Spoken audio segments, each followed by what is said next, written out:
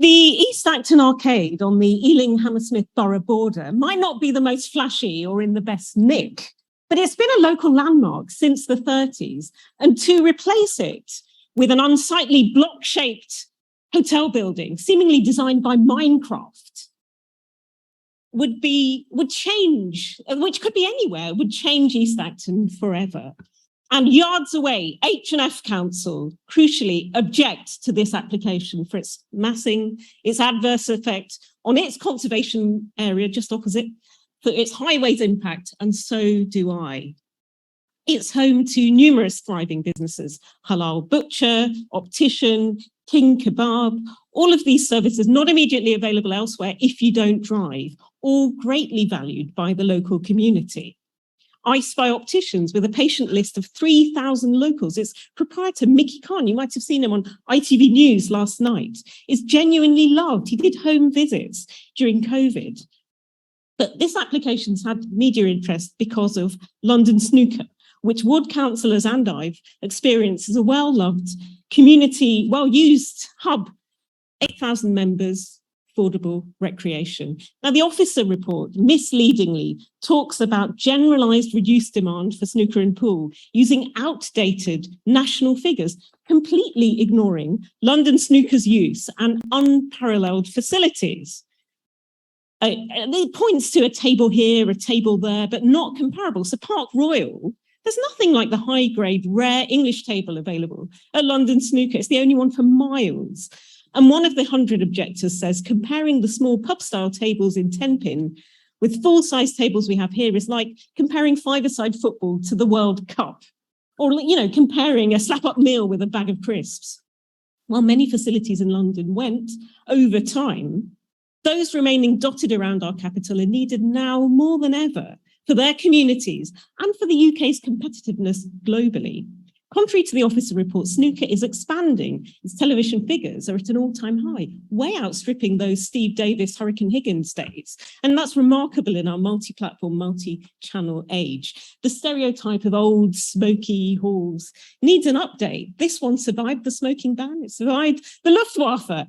And Sport England has recognised snooker for the first time ever because it's so on the up. The IOC rates it as a precision sport, like archery.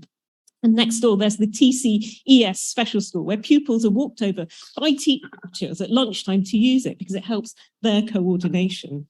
It's a mixed gender sport, and clubs are community hubs with coaches, junior clubs, leagues. It all goes on there. If this goes, where will the next generation learn? East Acton's accredited nationally by the governing body as a centre of excellence for coaching, development and tournaments. If this were a tennis court, it'd be protected.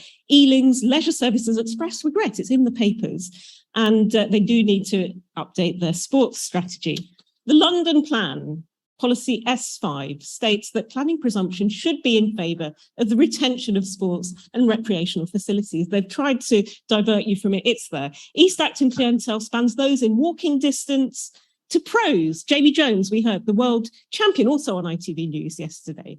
A Greek professional I spoke to there who comes every day from Notting Hill. He's lamenting having to go to Tooting and Mile End, because that's the nearest after this goes. In short, to kill off this club would willfully result in the decline of the sport, which the officer report prematurely claims.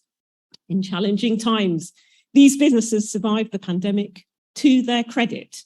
After building up loyal customer bases for decades, why kick them in the teeth, evicting them for a hotel development whose need is unproven?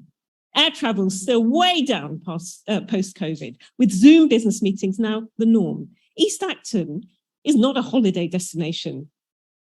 It's not getting Crossrail. It's not in the Heathrow corridor. Unlike, say, this boutique proposal for this town hall, well thought out, there's no named hotel operator buyer. And when businesses have asked, will there be space for them in this new structure? They're told, not that you'll be able to afford. Interestingly, there is a 1932 restrictive covenant which expressly forbids, from the times of the old borough of Acton, a hotel on this site which was designated for shopping. I don't do this lightly. In 3 terms as MP, it's the first time I am here, but this is important. And ignore the things about private lease terms. The committee tonight has a choice between saving a community asset or allowing carte blanche to a developer for a speculative hotel. Let's listen to Historic England, who talk about reusing and retrofitting buildings rather than demolition to reduce carbon emissions and waste at a time of net zero. Let's embrace council good growth policy and not throw thriving businesses under the bus in our haste. This has been snuck up on everyone in August. Let's not pass this dud of an application opposed by our neighbouring Labour borough, Hammersmith and Fulham, Ealing Civic Society, Parliament's all-party parliamentary group for snooker, and both the EPSA and WPSA. Your time is up. Snooker World English. Thank you. Thank you so much. Thank you for your time. Yeah, English and world variations of snooker. Yeah. Thank you.